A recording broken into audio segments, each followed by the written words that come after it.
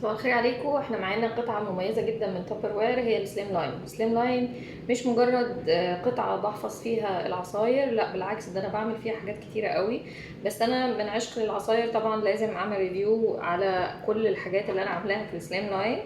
ده خروب انا نقعاه وبصبه في الكوبايات عادي بتلج والسكر وبيبقى حلو جدا.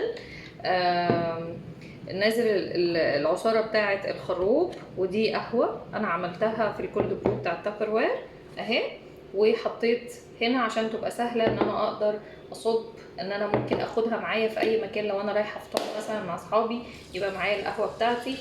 ده كركديه انا نقعاه اهو الوردات بتاعته، وبصب عادي في الكوبايه بتاعتي. قطعه هايله جدا كحجم وكاستخدامات. انا ممكن احط فيها بقوليات بره التلاجة، ممكن اعمل فيها مخللات، احط فيها اي حاجه محتاجه ان هي تتحفظ جوه التلاجة. ثانك يو ان انا معايا قطعه بتخليني اعمل اي عصاير فريش معايا في التلاجة.